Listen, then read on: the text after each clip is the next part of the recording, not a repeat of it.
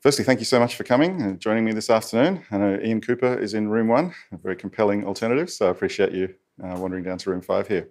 And also, as always, I'd like to start by thanking NDC and Hilton and all the staff here. As always, it's an amazing conference. The catering, the AV crew, everyone puts on a huge amount of effort to make this happen, and I've really enjoyed the last couple of days, and I hope you have too. We are going to be talking today about TDD and DDD, not all the DDDs, or not all the DDs, but some of the DDs. And it says from the ground up, and as Nick pointed out earlier, it's not literally from the ground up. I'm not creating my own frameworks or anything, but we're going to start with pretty much a blank project. And we're going to try and build in the next hour a system and explore. Really the question that I got asked that inspired this was, domain-driven design sounds great for a really complex domain, but what if you are building a system that seems really simple at the start and you don't find out that it's complex until later? And so that's kind of the scenario I've constructed for you today. Before we get too far into it though, just want to check, because I know not everybody is familiar with some of these terms. Who in the audience is using, say, TDD, test-driven development, on a regular basis? Yeah, so pretty much a minority. Hopefully after this, many of the others who are not doing it will be motivated to give it a try. I think it's a wonderful practice. Who's doing domain-driven design, the DDD part, on a regular basis? Okay, even more. Wow, that's not what I expected, but great to see. So for those of you who don't do either of those things, I will briefly explain what they all are. So we've got a couple of slides at the start just to intro it, and a little bit about myself. My name's Chris. I do a bunch of stuff. I was CTO of a startup twice over, and these days I do a lot of training, consulting, coaching, and various other things. But I really found that my passion was always at the intersection of technology and business, trying to help technology teams be real drivers of their business's success, not just cost centers, as it is often the case in large companies. So we're going to be building a system today. And as I said, we are explicitly not using DDD at the start.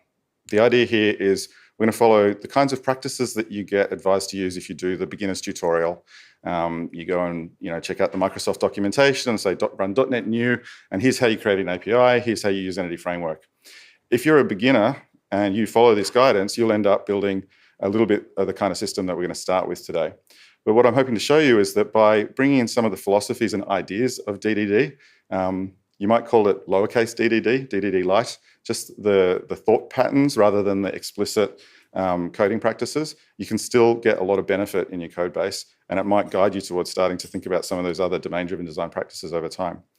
So we're going to be building a system which is a really simple thing. This is an entity relationship model that I put together. And you can imagine someone says we need to build a system that's going to be for registering in courses at a university. We're going to ignore a lot of complexity here. We're just going to say we have a student and they enroll in a course, and the course is allocated to a room. Okay, it says enrolls in. That should not be the case. The course is allocated to a room, and the room has a capacity. So the primary constraint that we're going to be dealing with is that we don't want to overfill the room. It's really important that we should start blocking enrollments at the point where the room is going to be full. So let's see how we're going to do that using TDD. TDD, for those of you who don't do it, test-driven development, it's a pretty simple practice in theory. Some people find it quite challenging to get into. But if I was going to describe it, it's you start by writing a test, a failing test. You make the test pass in the simplest way you possibly can, and then you do some refactoring. Not every time, but often I find it's helpful to do that. So now it's time to get onto the code. So we've got Visual Studio Code here. This is almost the exact outcome of running .NET New on an MVC API project. I've got an XUnit test project here with no tests in it, and I've got an API project here with no controllers or anything. I say it's almost the same because if you run .NET New, you get a weather controller. I don't know if people are familiar with that, if you run the .NET New and you get the weather controller. So I've stripped that out just to simplify things. And just to prove it, we'll run .NET test here, and it'll come back and say no test is available. So under TDD, what's the first thing I do? Write a test, yes. A failing test, exactly. So let's do that. So we go student tests. I'm going to start with the student registration, except I did not put this at the end.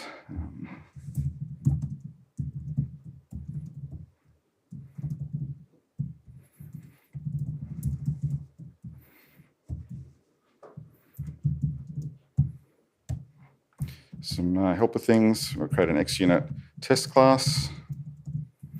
As I'm familiar with doing like web API tests in .NET, you can use this thing class fixture to build a web application factory around your program class, which allows you to, in your constructor, inject the factory.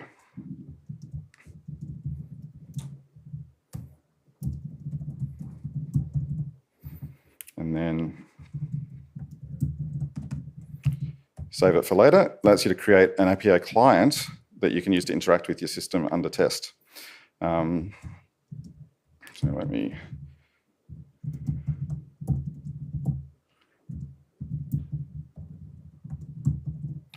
Now we've got our factory, we can start to write a test.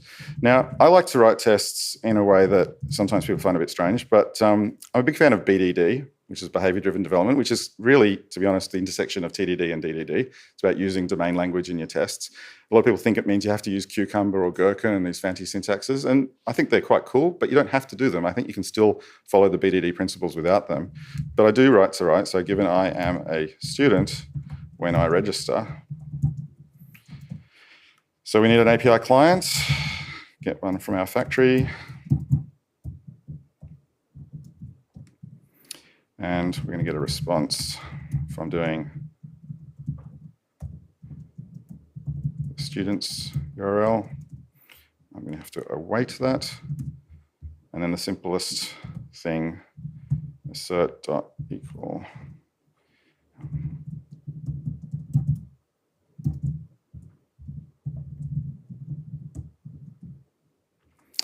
Okay, so this is going to test, after we do a post to that URL, are we getting back a created status code? Now, when I talk to people about TDD, some people say to me, oh, sounds great as long as you know all the requirements up front. And as I'm showing you here, you don't have to test all the requirements. In fact, it's probably a good idea to not test all the requirements in the very first test that you write. You want to write a really small test that just tests one small aspect of the application. In this case, we're just going to test, does the route exist? And so if I run .NET test,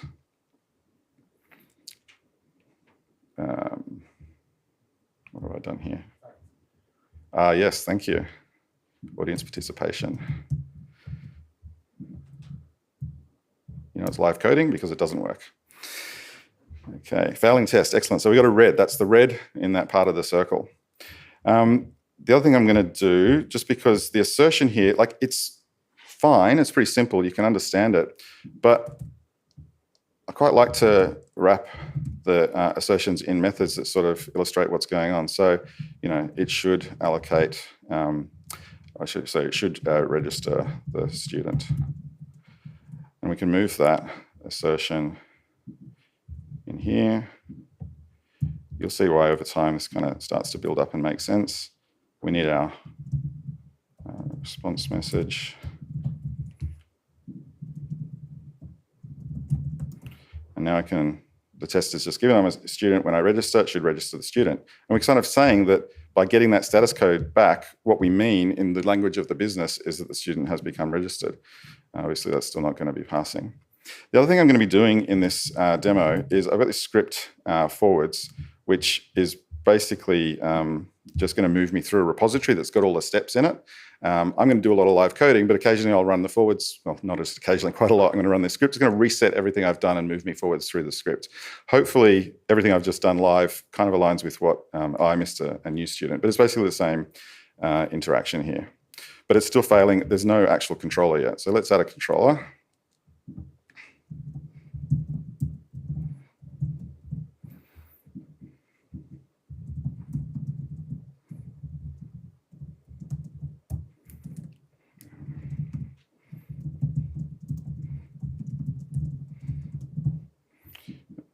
Class there.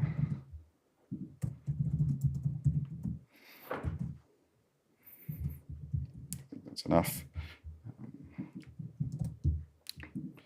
I need to. All right, sorry. Controller.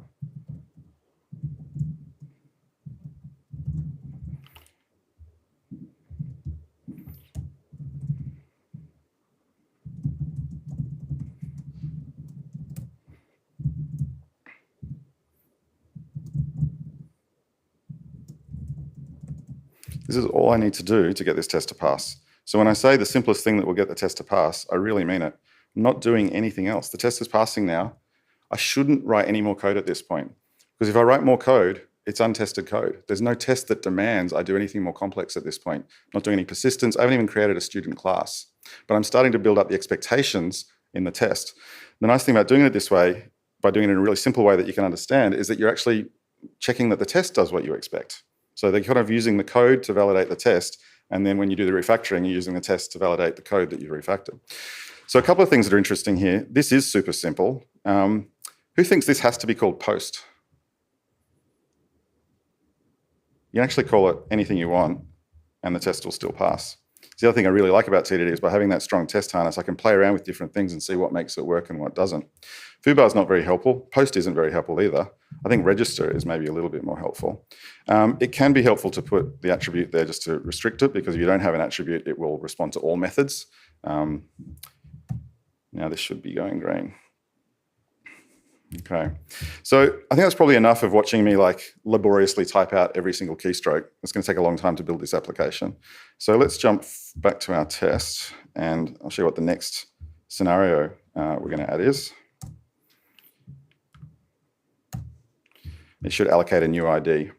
So we've got, it should register the student. We're saying that means the HTTP status code is created, and it should allocate a new ID. So in this case, we have had to create a student response class.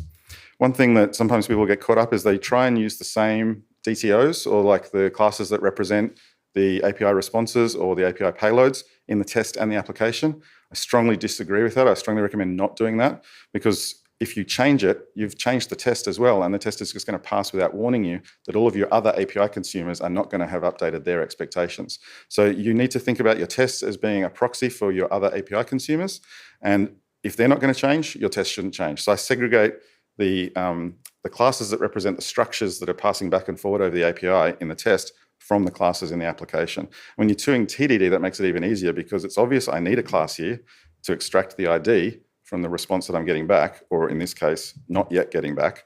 So of course, I'm just going to add it into the test project, which means that when I go and add a controller or update the controller to actually return something, I'm not going to be doing that.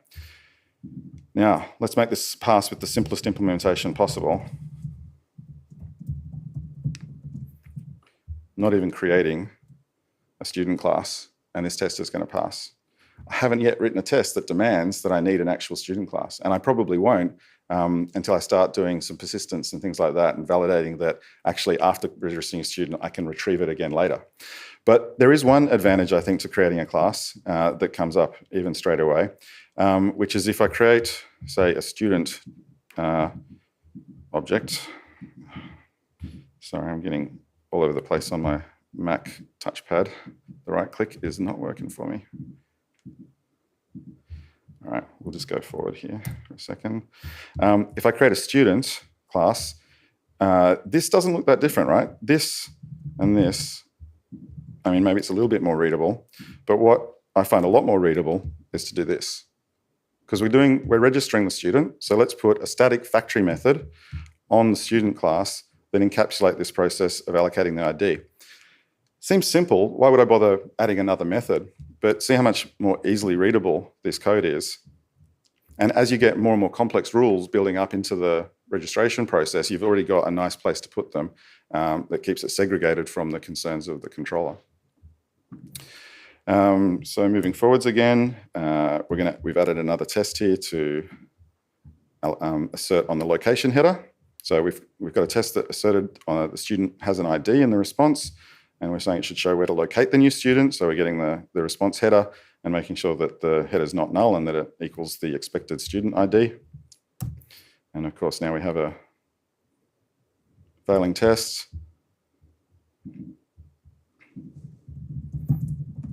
So now we just have to move our registration up here, and we can build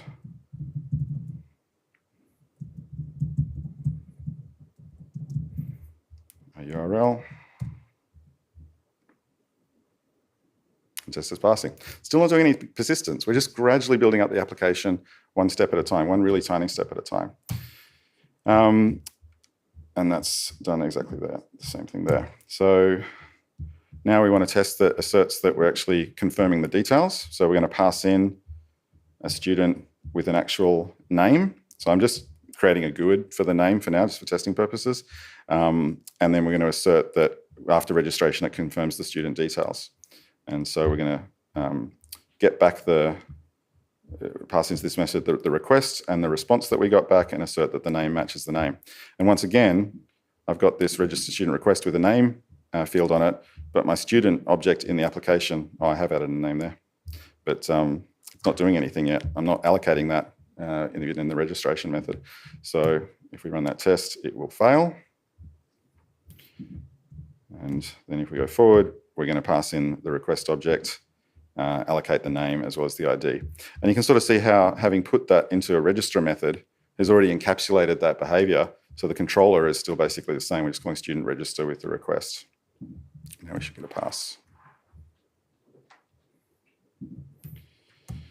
So another thing that I like to do when I'm doing this kind of DDD, like lightweight DDD, is there's a real focus on the language. You can see I'm specifically using words like register rather than create. And I'm being sure to use the word student all over the place. I think a lot of people, they would have used words like post or they would have used create student. But I really try and focus on, well, the student wasn't just created. I mean, presumably they're 18 years old. They've been around for a while. You might say, well, they've been created in the database, but who cares about the database? The customer certainly doesn't, the student doesn't, the teachers don't. What we're saying is the student has registered. That's the business process that has just happened. So we try and use that language in the code. But to support that, I've actually been working on an extension for the IDE called Contextive, and you can put some definitions in a YAML file, like a glossary of the terminology.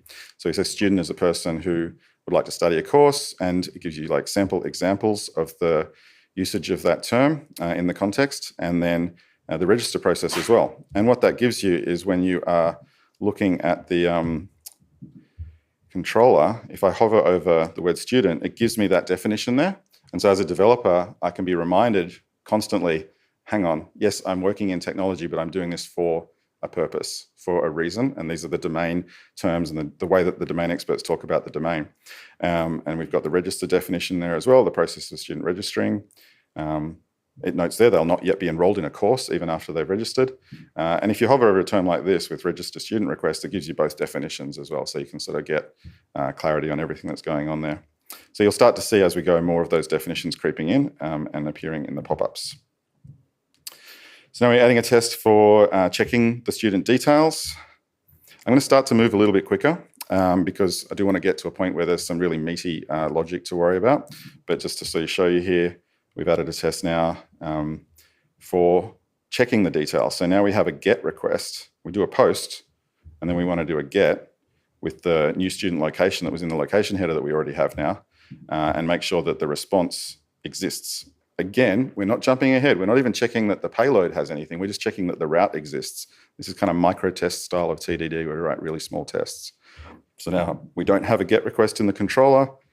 So let's skip forward again and we add a GET request. And you see we're just returning OK because the test is not expecting anything from the payload yet. So we're not going to ask anything of it. But at least now this test will pass.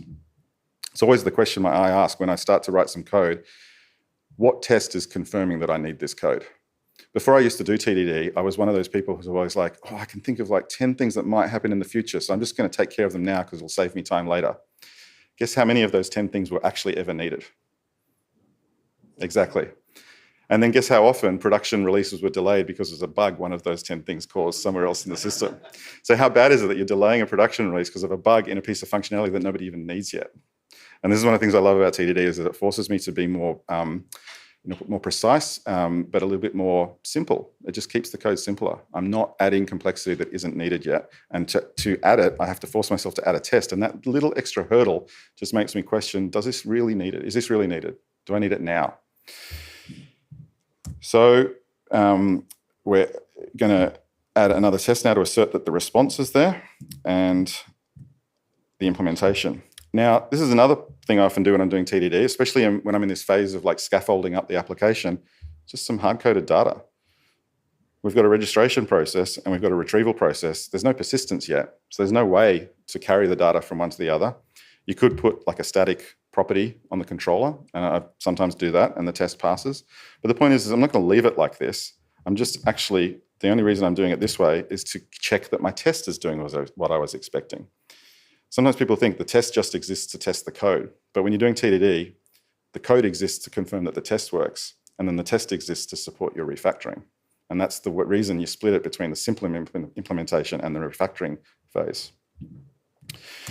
So enough test here. Now I do want a test to force me to do some persistence. I'm not just going to add one student. I'm going to add 2 students. I'm going to request them by ID, and I expect to get different results back. Obviously, this code is not going to pass when I add that test. To support doing that, I'm going to parameterize the test. So make it a theory instead of a fact with some inline data of the test student. And at the moment, it's just the same test. So I've done some refactoring on the test side. That should still pass. And then I'm going to add a test to just add, test student and another student. And of course, now that is going to fail because you can guess why. I expected another student, but I got back test student because of the hard-coded value. And now the next step, it is a little bit of a chunky piece of work. And this is part of why it's nice to have done all that other work in advance and have it locked in with tests checking it, because now I'm adding a DB context. I'm actually adding some persistence. Call it the university context. At the moment, we just have a DB set for students. And we can now, when we register the student, we add it to the context, save the changes, and then when we're getting it, we're retrieving from the persistence. It's all configured to use the in-memory database, so these tests are still pretty quick. And now we're test is passing, so we're actually getting the right student. I'm going to do a little bit of refactoring because I think these should probably be async await. Test should still pass. You can see here why testing at the boundary of the application is quite nice, because I'm actually testing the publicly exposed capability. I could be testing a Go app with these same test scripts. I could be testing a Node.js app with these same test scripts because I'm just interacting over HTTP. Might be a little bit different because I'm leveraging the web application factory, which actually loads up the .NET application in the same process as the tests. But in theory, just by changing the way that factory works and changing the client to be a real web client, I could be testing any application with the same scripts. And so I actually quite like this because you can put in a configuration so that you can run these tests against the in-memory version of the app on your box and maybe during the build stage on your CI, but then you can just flick a configuration parameter and run exactly the same scripts against your hosted version in your dev environment or your staging environment with exactly the same expectations of behavior. So now I'm going to start making the tests a little bit simpler because they've gotten a bit complex. I'm going to introduce like a student API, like an SDK style thing, which is going to extract and encapsulate a few methods. So registering a student, that's a couple of lines of code, and I know I'm going to be doing that a lot. So we'll put that in a register student method, which does the post async and then does the read from response, and a get student method that encapsulates that interaction. And then now that we have a get action, one of the nice things we can do in the controller is change it to use created at action instead of just created and reference the action. So I don't have to hand code the route or the path of the API method in multiple places. Tests should all still be passing because I've just been doing a little bit of refactoring. You'll notice when I do refactoring and I do refactor the tests, I never refactor the tests and the code at the same time because they're mutually supporting each other. So if I refactor the tests and a test starts failing, when I haven't changed the code, I can be pretty confident that it's something just in the test that needs fixing and vice versa. We have a scenario now where I can add a test that's going to fail again for a scenario that didn't think of to start with, which is if I'm going to be requesting a student that doesn't exist. So I'm requesting with the wrong ID, get the student with wrong ID. It should come back with not found. Now, the reason this test fails is because I haven't handled that scenario explicitly. And so what I'm actually going to get is an exception.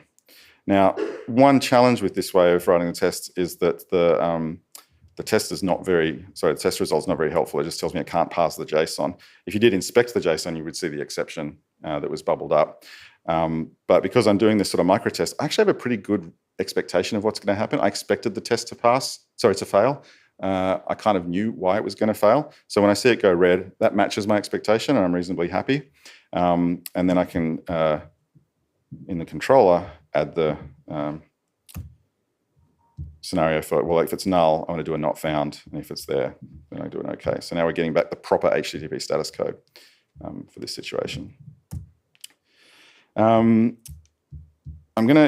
That's kind of it for the student now. We're creating a student, we're retrieving a student. The whole persistence story around the student is working. Didn't take very long, even with writing those tests and doing that sort of TikTok red-green. But I'm going to start moving on to some other things like the course and the room now. So I've moved the student logic into this students folder. This is also something that sometimes people find a bit strange when you've been guided, oh, ports and adapter, you know, this kind of structure. You should have all your domain models over here and all your controllers over there. I actually really like, especially for a simple application like this, the vertical slice architecture, which kind of recommends keeping everything to do with the domain concept in the one place.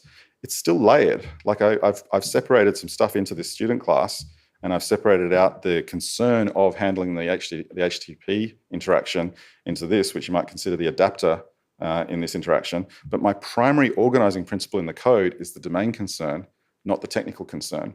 Doesn't mean that I'm not still keeping separate the technical concerns within that primary organizing principle. It just becomes a secondary organizing principle, not the primary one.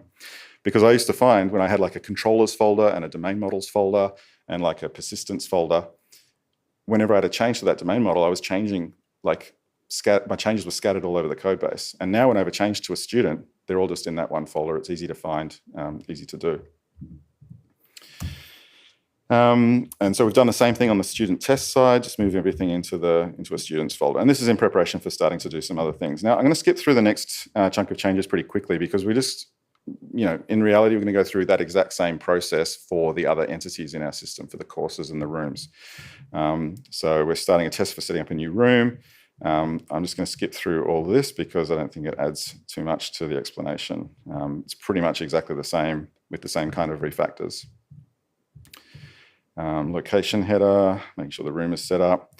The only thing that might be interesting to have a look at is when we're looking at the room tests, we've got that definition of a room, a physical space that a course can be delivered in. Since it has a physical size, it has a limited capacity, who can attend a course in the room, and we call it setting up a room. That's the verb that we've decided to use here rather than create. The process of defining a new room that's available at the university, usually only done once when the university is setting up the system, but may be done if they reconfigure their layouts. So starting to think about like the domain concerns involved in the room. Skip through a few more. We'll get to courses shortly. We've added room persistence. There we go, starting to add a course. Now the domain terminology we've used here is including it in the catalog. So given I'm an admin, when I include a new course in the catalog. So again, I'm not using create, I'm not using CRUD terminology. I'm thinking about what's the admin thinking? Like the course exists. Maybe they've spoken to the professor and they've constructed the course. They said, I've got this great new course, but it's not available for students to register yet. Why not? Because we haven't included it in the catalog. So that it's actually what we're doing here is the process of including the course in the catalog for the students to choose when they're enrolling. All of these things have disappeared because we did move them into a subfolder. So I'll just close everything there. Yeah, so you can start to see that language. It should include the course in the catalog, which again is just testing at the moment the created status code. And then there'll be other tests to assert that it confirms the details and it tells me where to find the course and all those little things that sometimes you take for granted, but are actually quite important, especially if you're building an API that's going to be integrated with by a third party. You don't want to change any of that stuff. It could break the consumer of your API.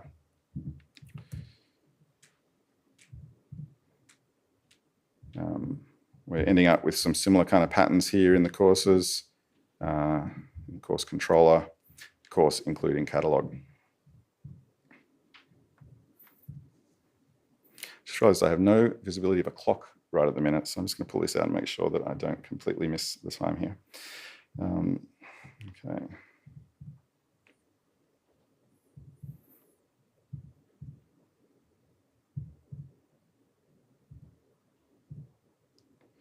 So here we go. This is a new thing. So this is actually where I wanted to get to. Unlike all the others, which were just simple create operations from a persistence perspective, but obviously had different domain things. We're registering a student, we're setting up a room, we're including a course in the catalog. Now we need to do something a little bit more tricky, which is we're starting to set up some relationships between them. In the course tests, we are going to be asserting that we can include the room is the course is allocated to a room. The test when the course can be linked to a room.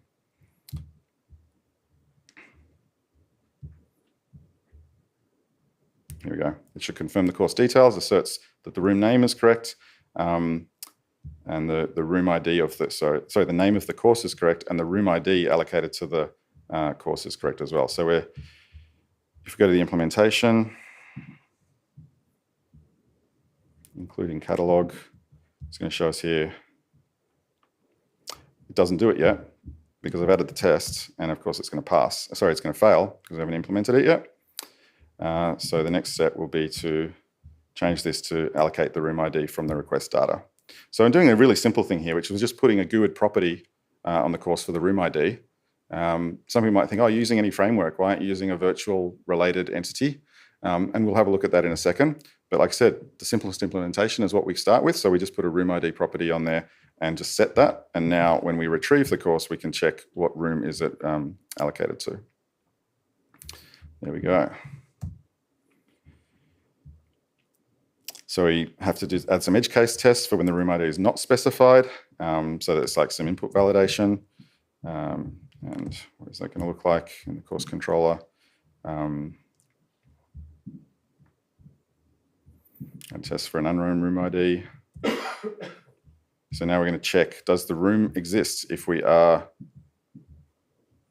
deciding that we're going to include a course in the catalog, we're going to check that the room that the course is trying to be linked to actually exists, and if not, we get a bad request.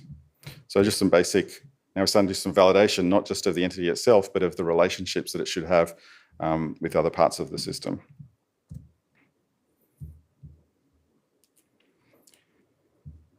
Now, I'm going to go back and forwards here because I want to show this a little bit here. We've got a check here. We look for the room and we say, if room is null, bad request, and then we go on with the rest of the logic. Now that's fine and it works, but I've sort of said that including in the catalog is the method that should encapsulate the process. So if this is a business rule, shouldn't I try and put it into that method? And so just to re-show you what that looks like, we're going to change the including catalog method now to take in the room. So we're going to retrieve the room, which might be null, and we're going to go into the including catalog method, and now we're going to check in here if the room is null, because this is a business check.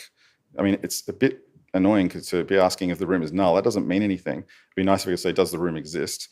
That might be, or has the room been set up? That might be a bit cleaner. But some people say, well, you've now got two if statements, because you've got an if statement here. You're checking the result of that operation is null so that you know whether to do a bad request. So is it really worth that effort of pushing the business logic down into the domain model when you still have to do a check at this adapter layer in the controller? And I think the answer is yes, because there's a difference between this if statement and the other if statement. The if statement inside including catalog represents a business rule. The if statement here represents a decision how to represent that business rule over an HTTP response. It's the bad request thing.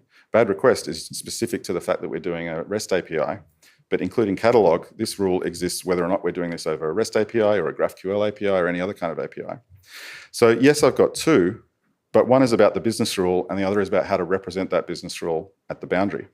And the other thing that's quite nice here is that this is a result of a series of operations. If I add more business rules, course is always going to be null. That's kind of the indicator that this is actually not a business rule. If I was going to add more reasons to not include it in the catalog and I put them into that including catalog method, the outcome will be that the course is undefined. So this will actually never change as I add more business rules. And that's kind of an indicator that this is actually a worthwhile structure to adopt. So we're doing a bit more encapsulation, and I'm going to add a test about if there's an unknown course ID in the retrieval, that should be a 404. It's kind of the same thing that we had before. Not found.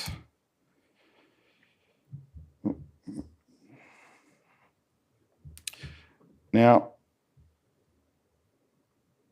as I said before, sometimes you might go, well, why aren't you using Entity Framework's capabilities to sort of store the room directly? And actually you can do that. And so we've just done that as a refactor.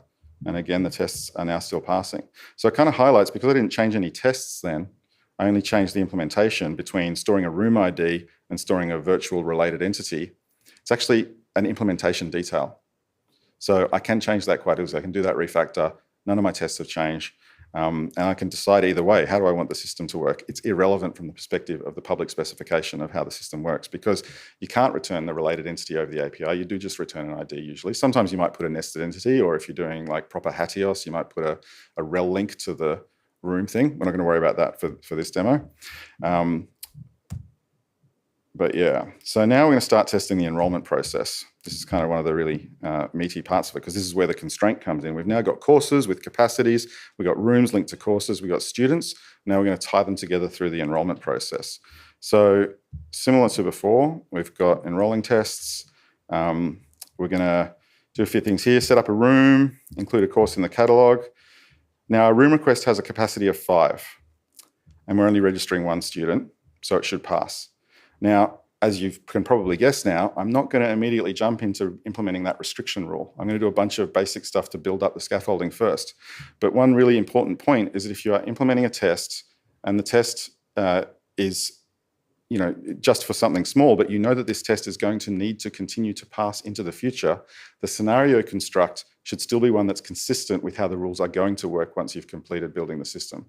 Does that make sense? So even though right now I could build this with a capacity of 0 and the test would pass, that's giving me a false sense of confidence, because once I implement the capacity check rule, if I did a capacity of 0, this test would start failing.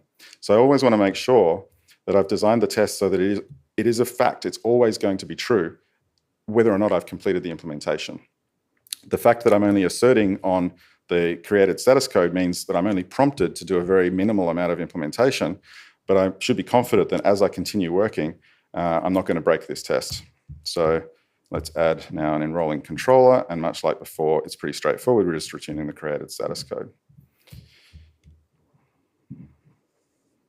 So let's skip ahead a little bit further. I'm going to add the enrollment term, the definitions file, successful enrollment, setting an enrollment ID, add a test to confirm the student ID is confirmed in the enrollment, pass the student ID back in the enrollment, add a test to confirm the course ID is confirmed in the enrollment, and then pass that back. So literally every tiny little field change is done with a test and an implementation. Add a test for an unknown student ID. I'm not showing all these details because we're about to get to something far more interesting. Add an implementation for the student ID before attempting to enroll. Test for the unknown course ID. I might just show what's starting to happen here. Is we're ending up with a bit of structure here, validating that the student exists, validating the course exists before we construct the enrollment. I need to slide this up so I can see the Git log. The test for location header. The test for checking the enrollment. Now we're going to be saving it. Created action. Add a test for a failing enrollment if the course is full. So now we've hit the meat and potatoes of the system. This is really the whole reason we're building it, to constrain this capacity. So we now have a test in the enrolling process. There'll be a new one down the bottom here. So, no, wrong student ID, sorry. I'll check my enrollment. Given the course I want is full when I enroll in a course. So it's kind of pretty cleanly articulates. Like a business person could read that test and understand what you're trying to get at here. So of course we set up a room with a capacity of 3. We complete 3 registrations, enroll the student in the course, enroll the student. So now we've got a course that should be full, and we do the final enrollment here, and we say it should not enroll me, and it should include errors around why. So of course this is going to fail because it will enroll you. We haven't implemented that check yet. So the completion, so this test is failing because that full student's enrollment is going to go ahead now. But now we've got the structure in place. We've got tests that validate all the other stuff. We've got the controller and the various behaviors there. And so now we can go on and do the implementation there in the enrollment controller. And we're going to start with just a really naive implementation. We're going to check that we do a count async of the enrollments that match that course ID. I'm going to say if the number of enrollments plus 1 exceeds the room capacity, I'm going to respond with a bad request. If you saw this code, you would go, you're not doing DDD. This is terrible. Why is all this business logic in the controller? Of course, but it's just the first simple implementation to get it to pass. Because I haven't yet got a structure that gives me like a quite neat way of expressing this in the language of the business. This is starting to get a little bit better. I've put a method on the room. Instead of having that +1 here, and I put a method, would the enrolment exceed the capacity? So it's a property of the room. You pass in the current number of enrolments to the room, and you say, would the enrolment exceed the capacity? So we're starting to put some domain language around the check and use that domain language from the controller. So that's getting a little bit better. But this is what I would love to do. I would love to be able to just say course.enroll student. That is just literally saying enroll a student in the course. That's starting to say the code reads like a human describing what the process should be. I can't do that at the moment because I need to do this query to check the number of enrolments. But as I hinted at before, when you use Entity Framework and you can have sort of virtual lazy loaded properties and lazy loaded collections, you can actually do this. So let's look what happens if we do a little bit more refactoring. We start to move to using a lazy loaded reference properties for the enrolments and courses. Haven't changed this yet, but if we have a look, we don't have a course ID, so I have to close that because I did some changes to it. Pick up the enrollment controller. And we can actually do that now, course enroll student. So let's look at what that looks like. Well, enrolments count because the course has a virtual IEnumerable of the linked enrolments. So we can get the count straight away. And if the count +1 exceeds the room capacity, we return null. So we're using a related reference to the room. So the course is linked to a room, and it's also linked to all the enrolments in that course. So we can ask the room, what's your capacity? And we can check the count of the enrolments, all within the domain model, using that virtual lazy loaded property, which sounds really nice. Yeah, question? Lazy loading comes with synchronous calls to database. So is that still the way? I think for the purposes of what I'm demoing here, it's kind of irrelevant. We are going to get rid of this in a minute, but for other reasons. So I'll show you in a second. Sorry, the question for, if you couldn't hear on the mic, was that lazy loading is a synchronous request. As you saw before, I've made most of the other requests asynchronous. So is that a concern? Look, in some situations it might be, but not really relevant for the purposes of what we're doing here today. The main thing I want to focus on is that by doing this, it's allowed me to encapsulate all of the rules in a way that's kind of ignorant to the way that we've done persistence, to be honest. Like this class doesn't know how it doesn't know how lazy loading work. It doesn't know whether it's lazy loading. We could do eager loading. We could go and update the way we retrieve the enrollment and do eager loading in that asynchronous request. But the business rule doesn't care. It's encapsulated within this within this class. But there is a problem, and it's a more subtle one. We start, maybe now we go, hey, this is great. We've implemented the constraint. System can go live. Let's launch it. We go live, people start using it. And we have professors coming back saying, I said I could only have 20 students in this class and I had 21 students show up. What's going on? Your system is broken. And it takes you a while to work it out, but you realize that there's a race condition. Yeah. Nick spotted it straight away. So if we go into the enrollment test, what I've done here is I've added a test to validate that. So, you know, sort of skipping through a lot of things. We've done some checking, we've done some log analysis, and we've worked out that 2 students are enrolling at the same time. And that's when it crosses the capacity, because they're both issuing a request for the current count before they've committed their completion of the enrollment. So at the same time, both of them, say you've got a capacity of 20, and you get 2 students enroll, and they issue a request. They both get back a count of 19, and they say, I'm good to go. And then one completes and the other completes, and all of a sudden now you've got 21, and that exceeds the capacity. So this is commonly known as a race condition, when you've got 2 concurrent requests that are racing each other for the finish line. So let me just show you the test that does this. So I wanted to construct a test to validate my hypothesis that this is what's going on, and we've done that here. So we've set up a course with the capacity of 3, complete 3 enrollments, and I have I register 2 students and I go to enrollment at the same time. Now the way that I do the concurrency is that I don't await them. So I kick them off. It's like fire and forget. I'm not awaiting those requests in .NET. I just save the tasks. And then when I do a task when all, to say when both the tasks are completed, and then I await them. Now I know they're already completed, so awaiting here just gives me back the results, and then I can say it should not enroll me with errors on response 4. So let's see what happens when I run this test. And we get a failure. Now I've put in here in comments, just so that we can demonstrate quite quickly, if I was to not do it in that concurrent way, bumped into the task. comment out there. So that was concurrent, and this is synchronous. So we're going to await for the third one and then await for the fourth one, and now the test will pass. And this just sort of validates the hypothesis that, okay, if the students are all doing it one after the other, everything's fine, but if we get two at the same time, we have an issue. So what do you think we should do about this? Ship it? Just let the professors work for their money?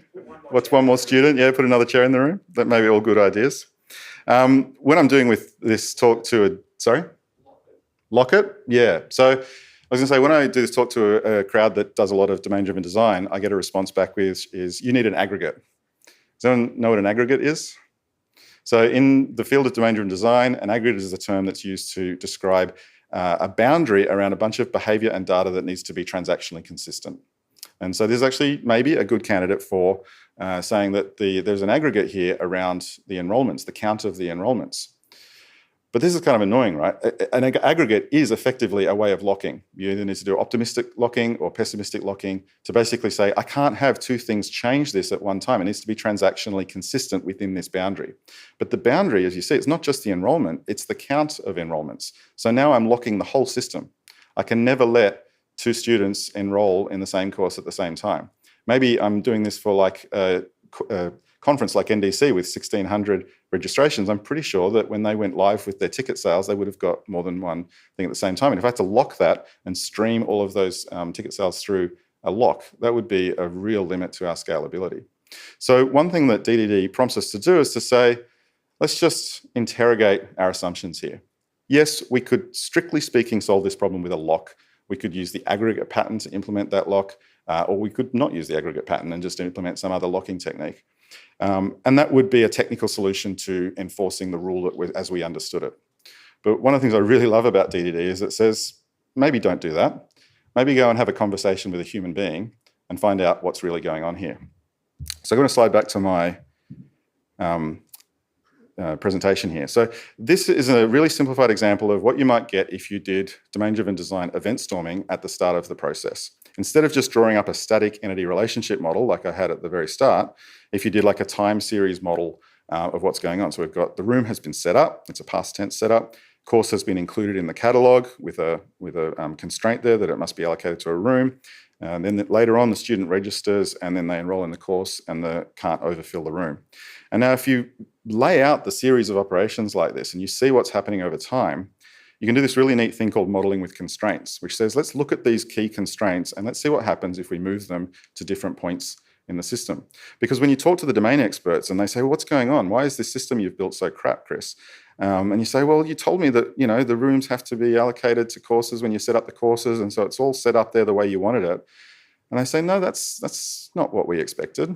And so finally you're having a conversation with them and you find out, but what about the scenario where you think that, in Computer Science 101 is going to be hugely popular, so you allocate it to a room with 100 seats and, Myths and Legends of Ancient Greece is not going to be popular, so you allocate it to a room with 20 seats, and it turns out that you were completely wrong because, everyone's really interested in Zeus and Athena and nobody's interested in computer science anymore. So now you've got a room with 20 seats that is filling up really quickly and lots of people on the wait list, and you've got a room with 100 seats that's only got like 30 people wanting to use it and 70 empty seats. They're like, that's nonsense. Why would we want that? Why would we want 70 empty seats? And so you start working through this problem with them and start exploring, well, what are you actually trying to achieve here? What are your goals? Well, we want to maximize utilization of the rooms that we have. And so you realize, well, the only way we can maximize utilization is to find out how many people are interested in the course before we do the room allocation. So that phrase, before we do the room allocation, is an example of modeling with constraints. It's about moving the constraint around. What has to happen first? What can happen later? So let's see what could happen if we come up with a different event model, event storming outcome, that says, let's actually set up the room and include the course in the catalog and not have a constraint that it's allocated to a room, allow students to register, allow them to enroll in a course, and then run some scheduling allocation algorithm that will take the most popular courses and assign them to the biggest rooms. And that's when we enforce the overfill room constraint. That constraint is real. You can't overfill the room. The question is, when do you enforce it? Do you enforce it at enrollment time? Or do you enforce it later when you can do some sort of allocation algorithm? And then eventually you end up with, now the courses are scheduled and allocated to the rooms. And you talk to the domain experts and they go, well, duh, like, of course that's how it should have worked. And that's a wonderful sign that you're doing domain-driven design right. When you suddenly have this insight that says, oh, now the domain experts are telling me something and it's finally making sense to me. Truth is, they were probably telling you this from the start, but because you just went into it thinking, hey, this is simple, I know what I'm doing, I've got my entity framework, entity relationship model, I'm just going to build it. You kind of didn't pay attention to the subtle nuances of the words that they were using and what was important to them. And so if you're doing DDD, you do pay attention to that stuff. You pay attention to it right from the start. It doesn't say do massive, big upfront design. It doesn't say solve every problem right from the beginning. It just says give a shit about what's important to your users. Pay attention to the way they talk and care about the outcomes that they're trying to achieve. And in this case, an outcome was effective utilization of the resources that they have. It wasn't just enforcing the constraint that the room can't be full. So you've built this system, and you go, well, now I'm going to have to change it all. But of course, you don't have to change all of it. And luckily, because we've been doing TDD, we've got really strong protection against accidental mistakes. So we can actually fix this really easily. So let's back to the code. I'm going to strip out this test to do the concurrency check because we don't need it anymore. And I'm going to go through a series of steps to unwind some of the functionality that we introduced. Now, there's a really subtle aspect of TDD that a lot of people miss. Everyone knows it's red, green, refactor. And actually, that's the most important thing. Some people think it's write a test, make it pass, refactor. I submit that it's more important to do red, green, refactor than it is to say write a test, make it pass. Because sometimes you're removing functionality. And when you're removing functionality, how do you make the test go red? You remove the functionality. If you removed the test first, your tests would still be green. You would have skipped that red step. So if you think about TDD as just touch the tests, touch the code, you're missing the point of why it's red first. Red first is saying, I've made a change which is counter to the expectations of one side of this relationship. That tells me that that change is the change I intended to make, and then I have to balance it on the other side. And if you say, I'm removing some capability from my system, and you just remove all the tests that test it first, and then you start removing the functionality, how do you know if you've gone far enough? The test is just going to be green the whole time because you've removed anything that would have told you that you've removed enough functionality. So the first thing that I do then is actually remove the functionality associated with checking enrollment capacity. Actually, I'm just going to, just so you know I'm not cheating here, I'll go back, and because I've removed the concurrency test, we're in a green state now. Everything should be passing. I'm going to remove the functionality associated with checking the enrollment capacity. So if you recall, we had neatly encapsulated that in our enrollment class. It was in the course class, wasn't it? So we had a check here, enrollments count greater than 1, greater than room capacity. That's the check. I'm going to remove that check. And that's it. So I've removed that constraint. And now the test that was demanding that that constraint exists should fail. Red. First step, red. Now I can remove the test for blocking enrollment if the capacity is exceeded, and I go back to green. First step red, second step green. Yep. Is this still enrolment, or is this some kind of pre-enrollment? Should we be changing that word as well? I think it's still enrollment because it's students saying, I want to do the course. So they're enrolling in the course. What we've separated out now is scheduling and room allocation, which becomes a separate activity. So yeah, I would still call this enrollment. But you would still need some check that the capacity doesn't exceed the capacity of the room with the most capacity, right? Maybe. Or maybe you say, hey, it's so popular, we're going to run 2 instances of the course. Yeah, fair enough. So there's always a domain solution, I think, to these things, rather than just defaulting to the technical solution. And when you have that question, I go, hey, if it was that popular, why would we turn away money? Why would we stop people paying us if we have so many people wanting to do it? If we can go and get the resources, of course, we'll run it for that many students. I'm not saying all businesses are so rational. Some of them will just say, hey, look, we can't be bothered. We just don't have the resources. We have real constraints, and they will need you to do something like that. But for the purposes of this exercise, we're sort of illustrating what it means to take a constraint and move it to another point in the process. So we've removed the test for blocking the enrollments, and now we remove the functionality for setting the course room ID, because now remember, when we set up a course, we're not going to allocate it to a room. So we don't want to have any sort of room ID at all at the start. We just want to make sure that we're setting up courses so we remove that functionality, we remove the test, for setting the room ID when including the course in the catalogue. And when I get to start testing the scheduling process. Now, I'm getting close to time here, so I'm going to skip through a couple of things here. So we are starting the scheduling process. It's just another API, basically, scheduler controller. And again, we're going to start out with a really simple implementation that just says, OK. We're going to test to just validate the contents of the response. So we're going to start setting up some structures here and make sure that we get like a list of the scheduled courses and which rooms have they been allocated to. Now we're adding a unit test. So all the tests I've added so far have been, you call them like API tests, or some people might call them end-to-end tests. I still think they're just business functionality tests. I've chosen to test at the boundary of the system to give me the biggest amount of freedom to refactor. I think Ian Cooper would call them like module tests, because that's the public interface to the module is the HTTP layer. But now I'm about to do some really complex business logic with this scheduling algorithm. So I'm actually going to create some tests called, so I've got some tests around the API, which I'm calling the scheduling tests, because that's about testing the business process of scheduling and how the interactions with the API work. And then scheduler tests, which I agree is a little bit confusing, and I'd like to find a better term for that, which is about just testing the scheduling, like the scheduler, which does the algorithm. And the nice thing about that, now I'm dropping down to a proper unit test, is I don't have to go and set up all of the student registrations and everything at the start. I can just start to create the data as the algorithm needs it, which is the course and the number of enrolments in that course and the room and the capacity, because that's all the algorithm needs. So presumably at some point I can construct a query which will return that data, or if you're doing event sourcing, you might have a read model or something that will give you that data quickly and easily. But now I just want to test the algorithm, so I'm going to drop down to a layer where I just write tests around the algorithm in a more traditional unit test kind of way. So here we're just setting up a thing that just validates that if I've got one room and one course and the capacity is fine, it's going to work. Again, this rule is always going to pass, even as I make the algorithm more complex. I'm going to start with a really simple algorithm here. Let me find these are the tests. Let's find the scheduler. And you can see here it's just starting out, well, not even implemented yet. The test is red. Let's go forwards and build a really simple algorithm. It literally just zips up the enrolments with the rooms. So whatever sequence they came back from the database, we just zip them together. And that's our simple naive allocation algorithm. Happens to pass for the current test because the test says 2 and 2. So that's always going to work. Now we start adding in some more complex scenarios, like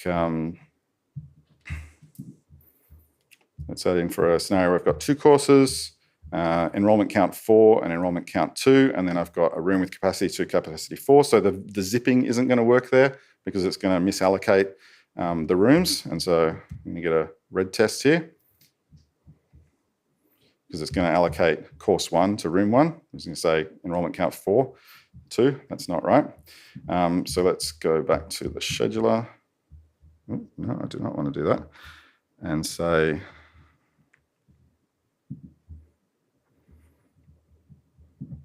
let's implement like a simple sorting thing. So we'll sort the enrolments and sort the room by capacity and demand. So then now they're sorted. The course with the most demand will be matched with the course with the most capacity. And for that scenario, that is going to work. Since I am caring about the language that I use and I find this to be horrific and not make any sense to me, I'm going to do a little bit of refactoring and put those functions into like by most popular and by most spacious. So now it reads a little bit more neatly. Course enrollments sort by most popular, rooms sort by most spacious, and then I can zip them up, assign the course to the room. Now there are more scenarios we have to cater to. So maybe there's a situation where, where's the testing card?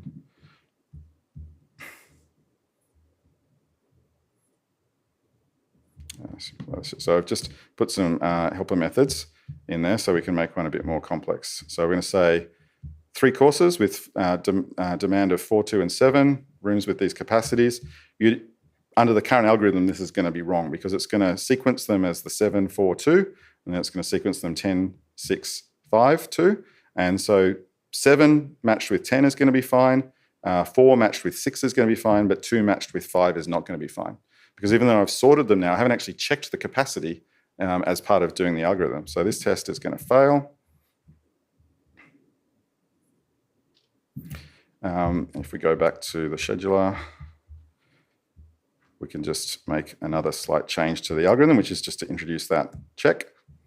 So can the course fit? So now we've got a can course fit method. Find me the first room where the current course can fit, assign the course to the candidate room, and then remove the course from the list of candidate rooms.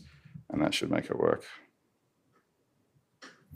So I think this is the end of the algorithmic thing. So I'm going to just show you one last little refactor that I think is quite neat here.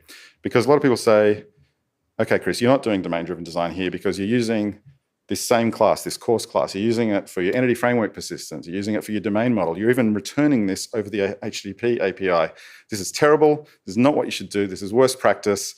Why don't you have a persistence model and an API model and do lots of mapping between all of them? And my answer to that is I totally agree. If I wanted to change this model and I had a public consumer of my API that was not able to change their side, I would absolutely at that point introduce a DTO for the API so I could constrain the interface specification and make sure that my public consumer was not affected, and then continue to refactor my model cleanly and adapt that at the thing. But why would I introduce that before I need it? Well, that's just extra work, more complexity, more risk of bugs. On the persistence side, I've been really pondering this obsession with like separated persistence models. And I think in one part it comes from an era where persistence technology was just not where it is now. Like you literally couldn't just take a class and store it. But you can now. This class is completely ignorant of any persistence concerns. But any framework is smart enough to store it in a SQL database and to get it back for me without any problems and to give me capabilities around querying and all that sort of stuff. So I have absolutely no problems with using this class directly in my persistence layer. If there was something that I needed to do that Entity Framework was struggling with the adapting, then yeah, I might introduce a persistence model, map explicitly between the two, and then convert it into a format that Entity Framework could work with better, or whatever persistence mechanism I'm using. But I don't do that by default. Again, extra complexity, extra overhead, more risk of bugs. If the framework can do it for you, just let it work as simply as it can. I think the other obsession with it is a lot of people are working in environments where, despite the fact that the database is notionally some private concern of your service, you have a lot of like external systems that are treating your database as public data. And so you've got a public contract in that database that you're maybe not aware of. And so people are really concerned about changing the schema of the database because it's going to break this report and it's going to break this other service that's got to read connection string directly to my database. To those people, I say, I am deeply sorry. I hope you can find another place to work as soon as possible. And if you can't, please stop letting other people read your data. It should be private. You should be allowed to change that schema whenever you want. If you need to publish data to other people, put it on a queue, do some sort of eventing, or open an API if you really have to.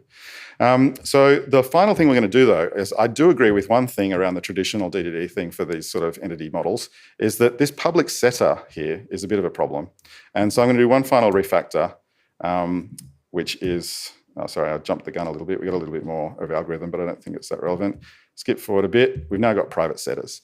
And the nice thing about when I do this right at the end is that everything else that we've done has actually already put us in a place where we were never using those public setters anyway, because we encapsulated all the business logic in methods with intention revealing names. And we made sure that we didn't leak business logic out into the controllers. The main reason sometimes you need public setters is because you've got business logic in the controller, which makes a decision about the state of the entity. And so it calls the public setter to update the state. But we never did that because just by following simple refactoring practices and putting intention revealing names around it, we ended up in a world where we didn't actually need any of the setters to be public anyway.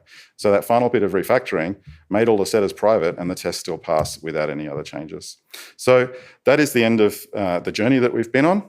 I hope that it has been interesting to you to think about how you can challenge some of the technical requirements that you get and engage more closely with your business stakeholders to learn about what's important to them. I encourage you to look into the domain-driven design, the community and the work that's being done there. Go and see Nick Tune's talks at the conference. He does some amazing stuff in this space, and read his books. And it will give you some tools and practices that are really helpful for that process of engaging with and understanding the domain that you're working in. Just going to jump back to the slides for the last little bit. All the code that you just saw is in a repo. Every commit, every tiny little step is tracked in a separate commit. So you can get that on GitHub with this QR code. I'll put it on the Slack later as well if you want to get it that way. That extension that I talked about, Contextive, if you'd like to get that for VS Code, you can get it from this QR code. I'm rolling out the IntelliJ version very soon. And we also have a domain-driven design meetup in Australia. We run it in Sydney one month and Melbourne in another, alternating back and forth. We just had the Sydney one the other night, so March we'll be in Melbourne, we'll be back in Sydney in April. If any of what I said tonight is interesting to you, I think you'll find the meetup quite interesting. So come along to that. And yeah, finally, this is me. Feel free to connect up with me on the socials and all that sort of stuff. The final little thing I'm going to offer, completely unrelated to anything to do with DDD, it's sort of more of a personal project of mine. I'm really committed to improving life for our colleagues who are affected by things like systemic discrimination and bias in our industry. I think it's pretty awful, the way that the industry has evolved. If you go back to like the 70s and 80s, there was much more diversity and equity and equality in our industry, and these days it's pretty rubbish. So one of the things I want to do about that is if you are working in an environment and you witness systemic discrimination or bias, and you think, what can I do about it? But you don't know what to do, please connect with me. I'd love to have a chat with you. I offer what I call peer support, so free peer support for anyone who wants to be a better ally to people who are affected by this stuff, because I think it's up to us, the people who are, I'm not talking to everyone in the room, but to anyone who, like me, is probably a member of the dominant group, it's up to us to make a change. So I'd love to talk to anybody that wants to do better in their workplaces and make life better for people affected by this stuff. So that's me. Thank you very much. Hope to chat to you later.